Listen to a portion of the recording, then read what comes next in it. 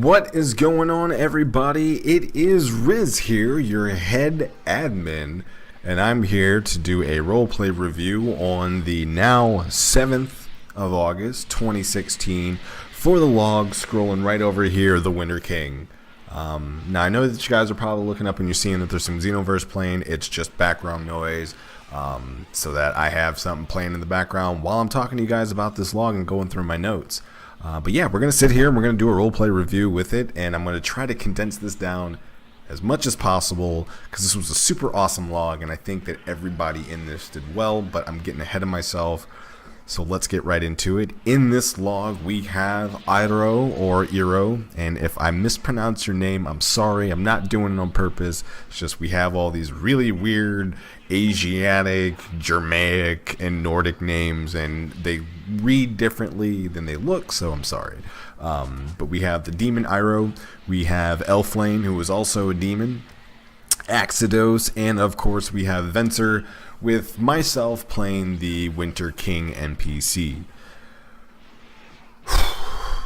Okay, so like going into this log, I had a lot of like fear and anxiety, just coming off of the last log. Now this log is actually a direct continuation from another log that my Mort did and Eichenbahn, with Vencer and Rizian in Vencer's song, which I don't want to toot my own horn, but if you guys are looking for like the backstory as to how this big giant monster came to be, I would definitely go read that. I'll put a link to both of the logs in the description below so that you guys can take a look at it.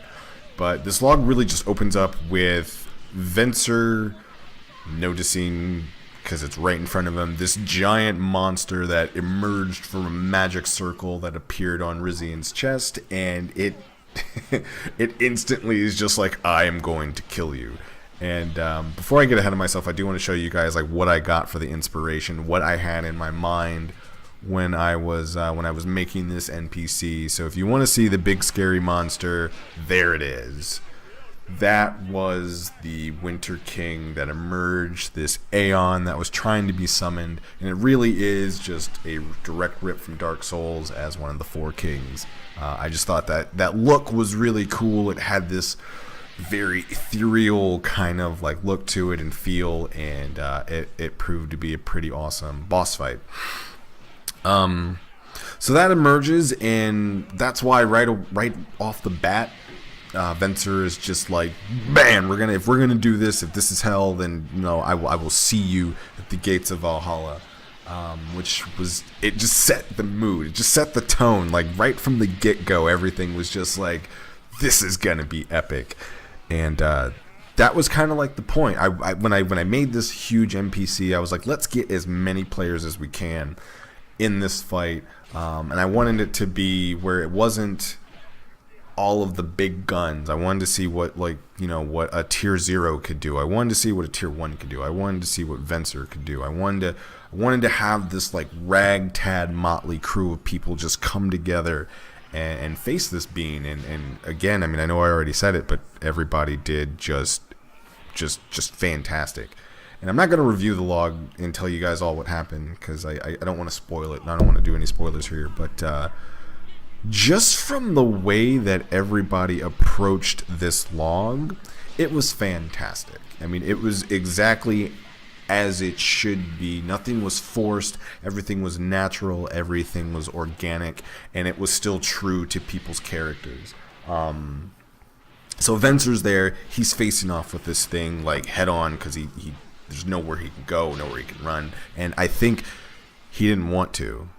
That was the beautiful thing about this. I think that Vencer as a character probably had the opportunity, definitely, to get away, but he realized, like, if I let this thing go, it's gonna do some really big damage, and it's gonna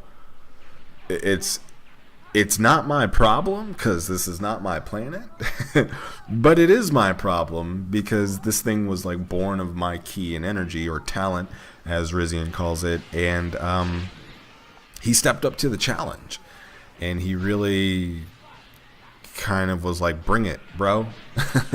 And I think that Eichenbahn wanted this, and and I think that everybody else who showed up wanted to either just see this thing that I had been hyping up for a couple of days, or just be a part of it. So that was really nice. And then, you know, Elflane was the I give no fucks, you know, like just went in and was like, look, we got to kill this thing. I don't care what it is. I don't care how big it is, how bad it is, how badly it's freezing and destroying everything around it. We gotta wreck shit, man, and we're going to. So that was really cool. And then I think the two characters who, if you look at them on paper, were the two that didn't belong here, but I think they were the two that kind of brought everything together, were Iroh and Exodus. Iroh being, this is his very first role play. I mean, he has his bio, and then there's this. So you talk about a freaking grand opening on an epic scale, and, you know, like, I know it's very intimidating for a lot of people, like, oh, I'm tier 0. I'm still trying to figure out my character. I don't know, like, I don't have any powers. I'm kind of cool. I'm kind of special, but I can't do anything like that, you know, yet. So for him to even, like, want to jump in, I always, like, I tip my cap to him. And for Exodus, whose character is, as another admin has said, I mean, just batshit crazy, he just kind of stumbles upon this and is just like, oh, that thing that's got armor on it, that's Max.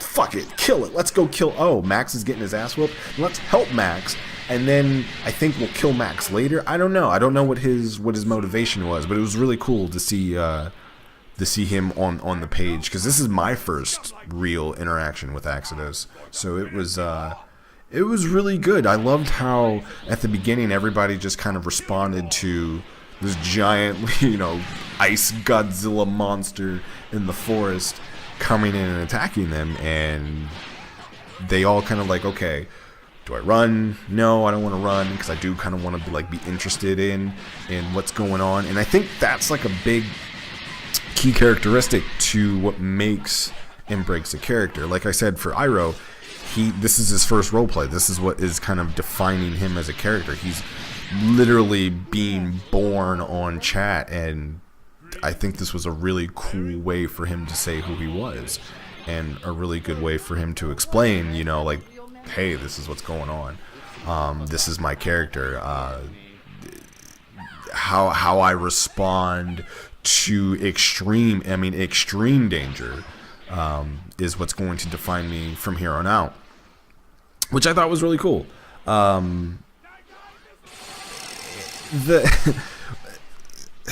So when I'm talking about extreme danger, I always think back to, like, man, was that too much? And I don't want to talk about myself and how I did it, because it was all, you know, about what you guys did, but I did at some points feel like this creature was a little too strong, a little too intimidating, a little too powerful. But nobody really responded that way. I mean, everybody kind of just quietly knew that this thing was a boss. It was not here to play. It was not here to be your friend. It didn't want to hold your hand. It wanted to fuck shit up and run with it.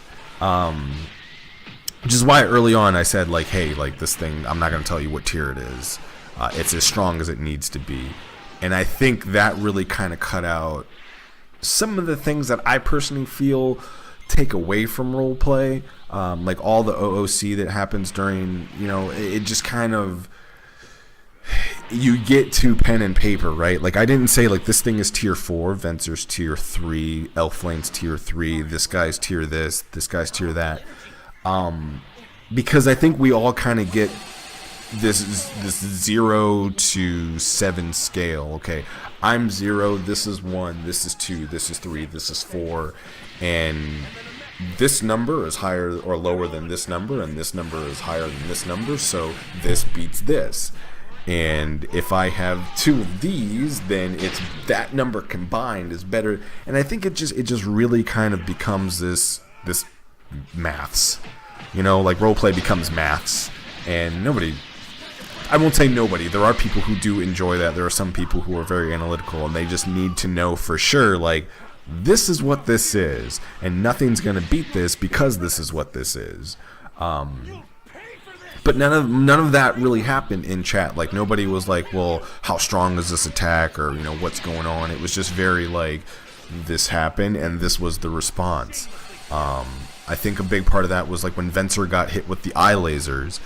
He didn't ask how strong they were. He just responded to, this thing's super strong, and this is how much damage it's going to do. And he got blasted across the freaking universe, and then that's when he met up with the other people coming in.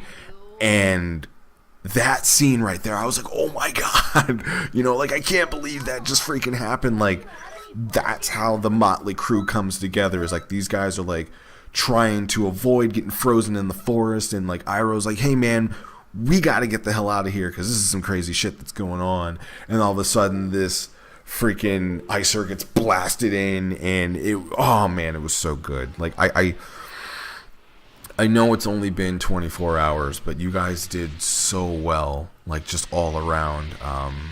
And you guys know me, I'm a character lover first. I love getting to know how these characters exist, and just seeing like their natural reactions. Like, to me, I enjoy like the Avengers movies because it's more of the relationship that these characters have and how they interact. Like in the very first one, when you have Iron Man and Dr. Banner and they're talking science, and everybody else is like, the hell, like that's character development. And I love seeing that. Like, I love seeing the relationship between Iroh and Exodus.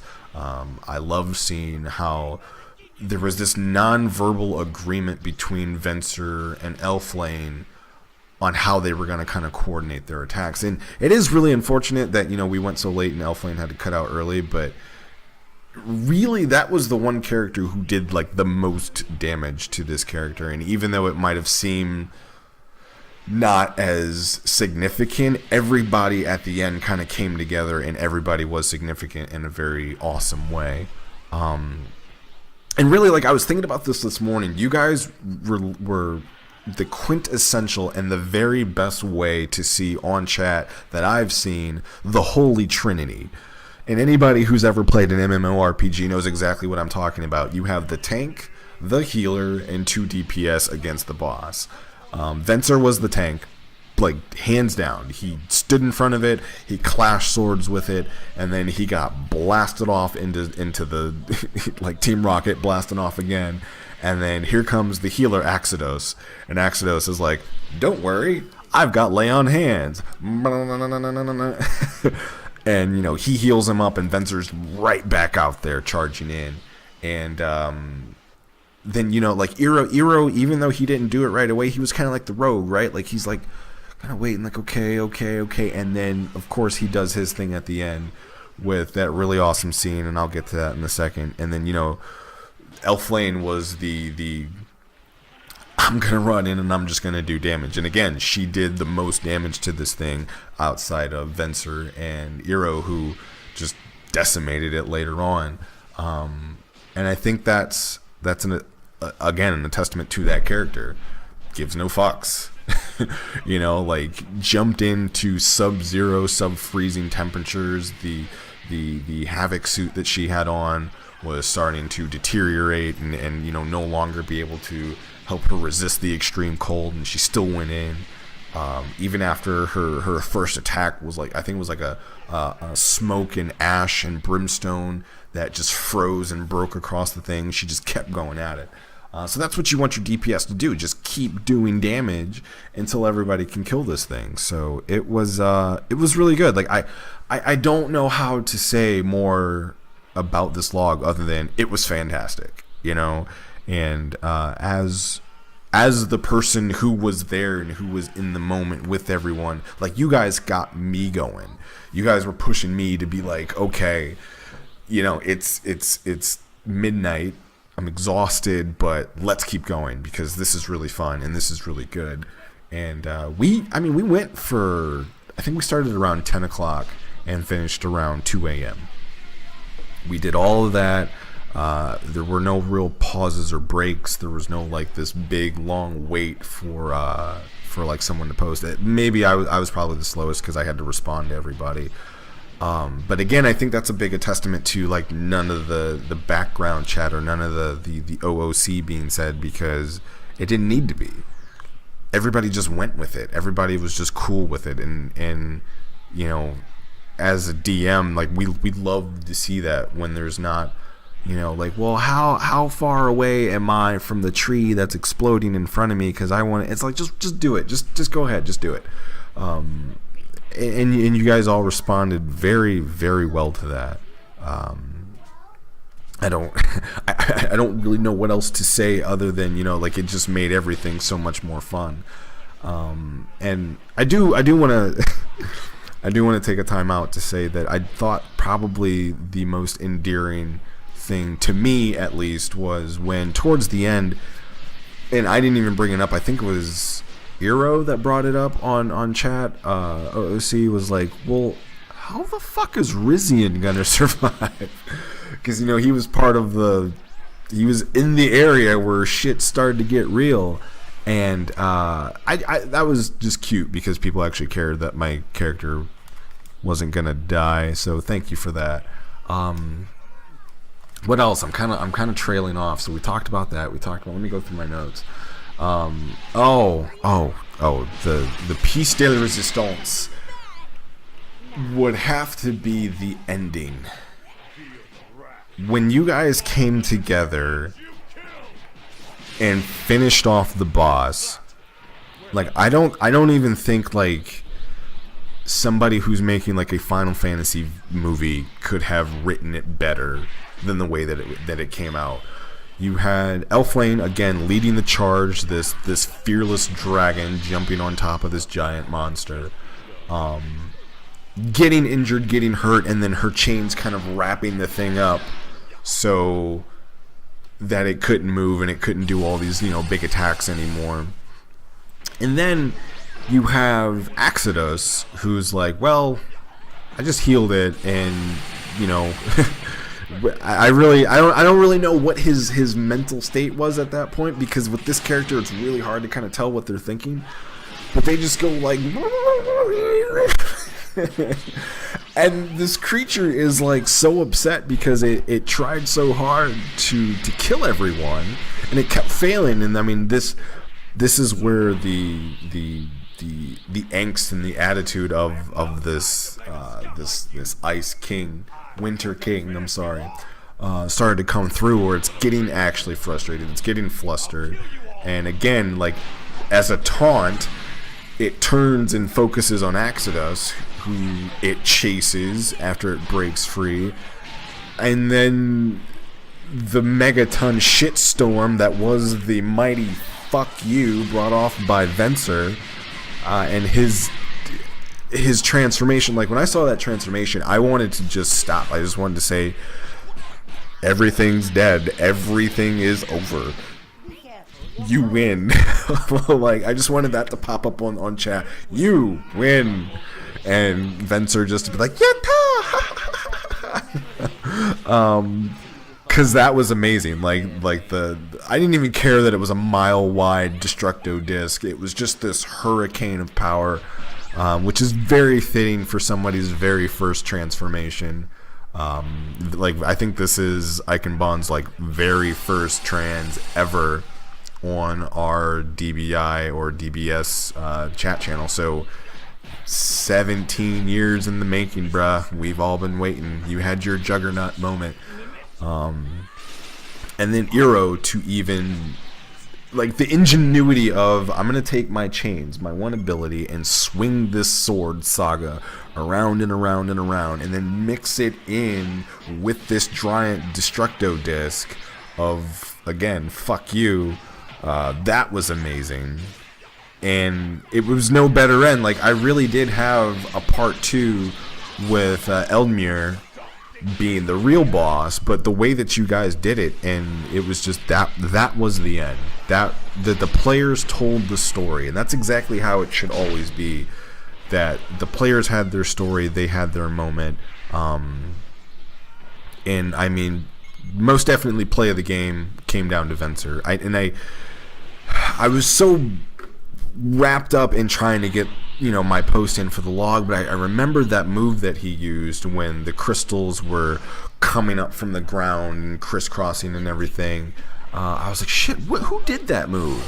Because it really did save the day. You were the hero. You saved everybody from sudden death, and even though you were battered, beaten, and broken, you did the most damage. I mean, it was exactly how I always wanted DBZ to be, right? Like, I didn't want Goku to just show up, Kamehameha somebody, and then it's over. I wanted, Piccolo to do this and not be just, like, punched in the back of the head and him been taken out. Like, I wanted people to be all involved in defeating this boss, and that's exactly what I wanted out of this creature, when I designed it, and when I had this idea of let's get as many players in as we can, and the weaker characters too, because if we had Jules, Sam, Rizian, Vencer, Elflane, Dumastin, Thorned or not, I mean, it wouldn't have been a challenge. Everybody would have just came in and steamrolled, and then it would have been a bigger, more cosmic being than it needed to be, and I didn't want to get into that. I wanted this to be just monster, fight, and destroy. And you guys delivered. You 110% delivered, and it was a lot of fun. I remember I was talking with Iro like earlier this morning, and he was like, "Is it normal to have like a role play hangover?" And I'm like, yes. And that's exactly what I want to see on chat. Just fun. And I can't wait till we do the next one. I don't know what it's going to be, so don't don't ask. I'm not going to be able to tell you guys when the next one's going to be, but that was a lot of fun. And I think, man, I was really thinking, like, if I had to do standout role player of this log, honestly, and it's not even because I know this person personally and because he's a really good friend of mine, it's what came down on chat. I would have to say it was Iro. The way that character, again, emerged, because I don't think that the player has role played on DBI in a couple of years, and if I'm not mistaken, still role plays from their cell phone. Hi, this is what they use to role play on. If that's true, I mean, the speed at which they posted, the accuracy, even doing the color codes, my hat is just off to you, because that was amazing. And even Luke and I were talking, and we're like, wow, that, he's a lot better than I remember. And so I would definitely have to say, like, the tier 0 who had the balls to go in, and albeit he was a little shaken at the beginning, to find his strength and to find his courage and to find his character in the midst of such a big event, I think that's play of the game. I mean, that really is. That's role play of the role play. So congratulations, guys. I hope you guys did enjoy. I've really got nothing else to say other than great job. For everybody else who has read the log, if you guys would like to leave a comment. Everybody likes to hear that everybody likes what they write. So if you guys want to do that, that'd be more than great. But yeah, I mean, I have nothing else to say, so I guess I will just see you guys when I see you, you dirty, dirty sluts. See you later.